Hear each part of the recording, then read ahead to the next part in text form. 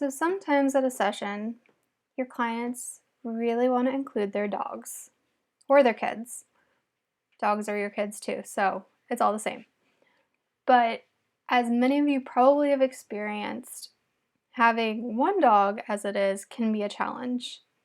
And adding two dogs can be even more of a challenge.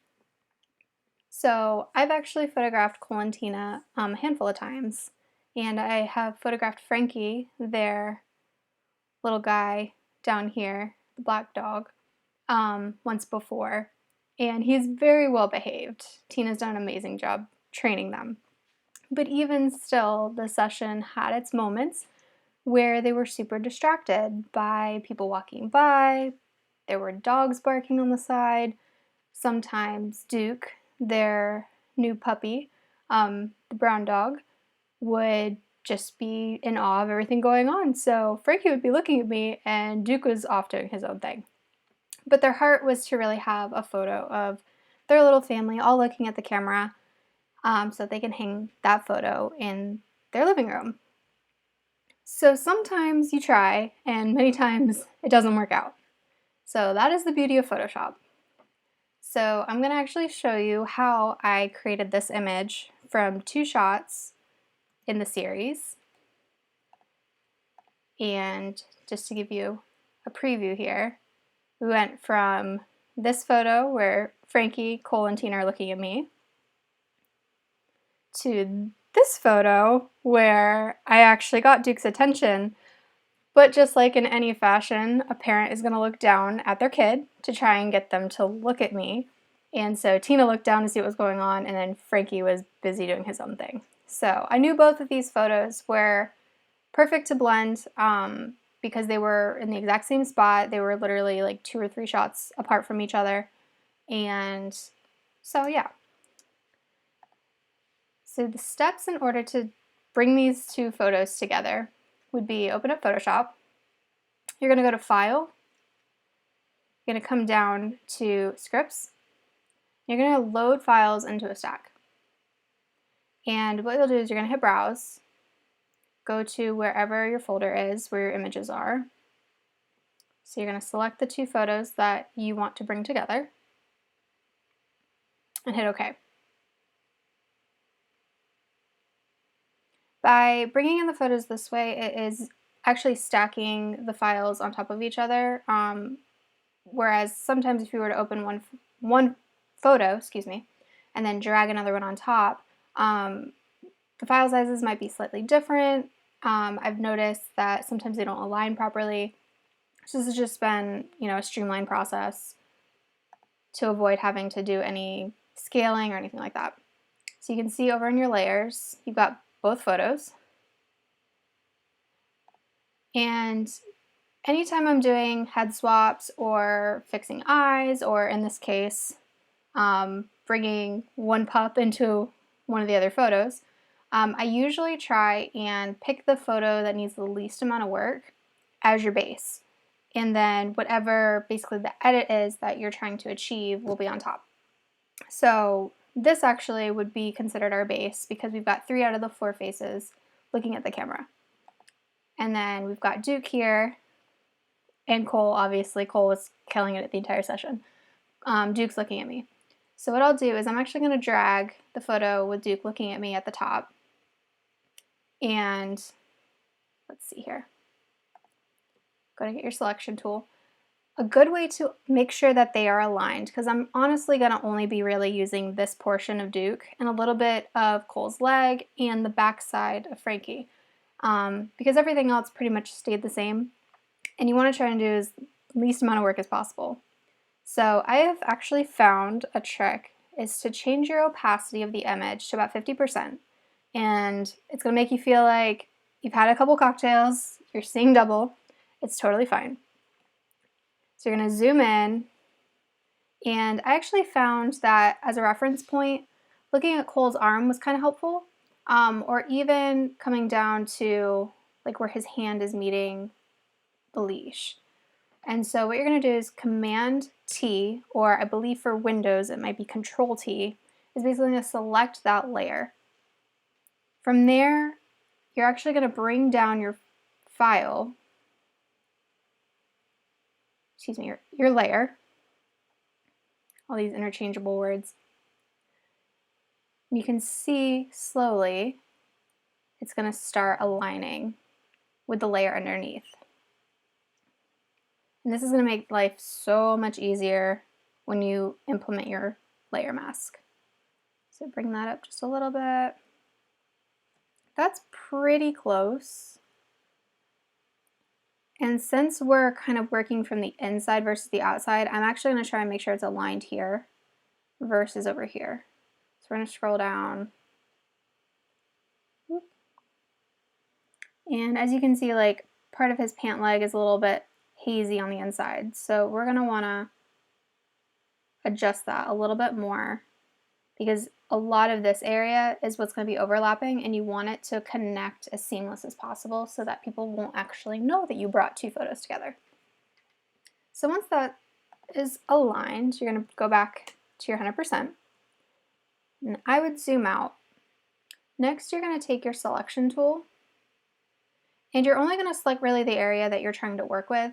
I usually use a rectangle. You can draw with a pen tool if you want to. But this is pretty quick. And just because I did this earlier, I already know that I'm going to want to save a little bit of the ground down here and come over to the bandana area for Frankie. So that's probably good. You're going to go down here and click your layer mask. And what this did is, if you hide your underlayer, everything that you had selected, it basically cuts that portion out, but it hasn't deleted any of the information in that photograph. And that's the beauty of using a layer mask versus using your eraser tool. If, heaven forbid, you get halfway through and you're like, oh, I realized I missed something, but you've used the eraser tool, all that information is gone. By using your layer mask, you'll select your mask, and you're able to manipulate it by actually using your paintbrush tool. And when you have it selected on black, it's actually deleting information, or hiding is probably the better way to say it. And if you flip it, white is going to bring information back in. I usually like to have my brush pretty soft on the edges. It kind of gives it just a little bit of that flow, where if there is a little bit of an overlap in maybe a sharper portion of the image or a hard line, it just feathers it enough where it seems like it's intentionally just part of like the bokeh in the background. So I'll usually start by just working on the edges. And I like to have a medium-sized brush tool because it gives a little bit more of that feather, versus if you were to go really small, it has a harder line that way.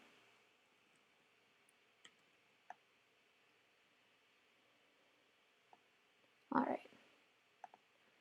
So we'll go ahead and show the layer underneath, and immediately it's like, holy smokes, it's great.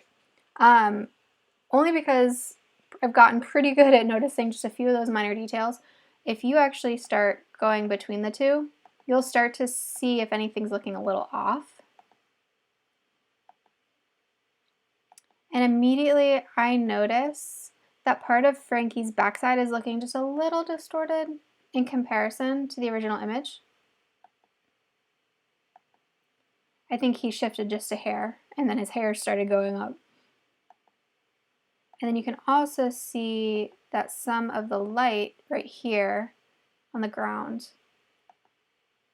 is shifting just a little bit. But I'm not upset that that light spot went away. This actually is pretty seamless here. So I'm going to look just in this vicinity to see how things are flowing. If I'm being honest, things are lining up pretty well.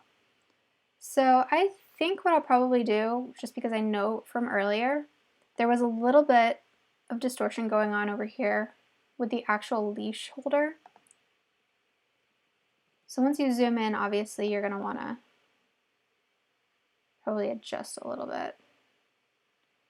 And see, oh, you notice how right here, let me actually get my direct select right in here, his pant leg is actually starting to get a little distorted. And I just noticed that, oops, I went a little bit too far in how much I was taking away.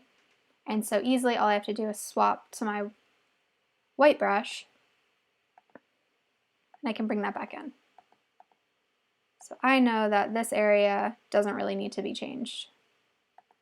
So it's more so just this particular section.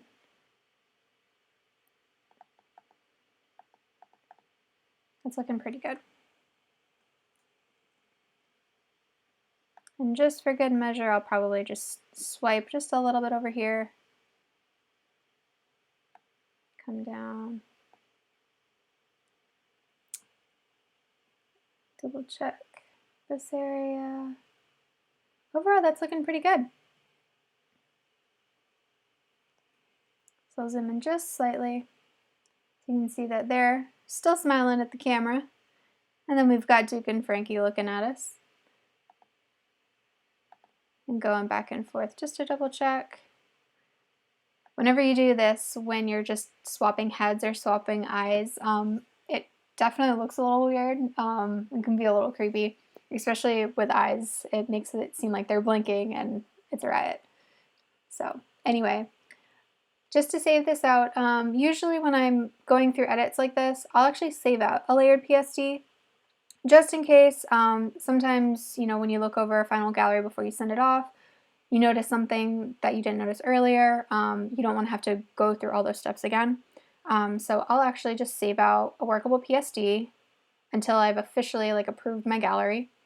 We'll just leave it as untitled, but you can title it however you like to, and make sure that it's your Photoshop and that your layers are actually checked, because if you don't, everything will merge and you won't be able to go back and make any adjustments.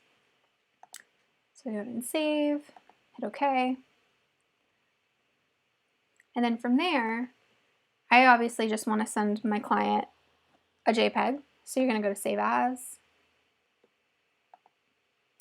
drop down to JPEG, and traditionally what I'll do is I'll actually just click whatever the number is, or the file name, excuse me, and it'll duplicate it.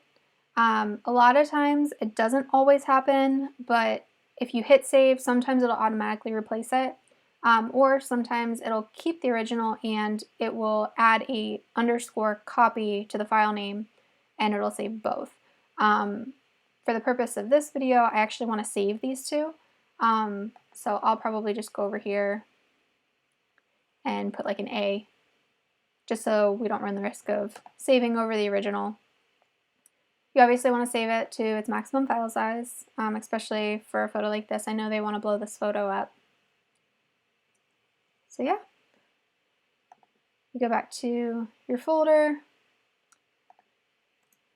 to your 130A, and that would be a final photo that I would deliver to our couple. I hope this was helpful. If you have any questions, feel free to comment below, and good luck on your next Photoshop adventure. Take care.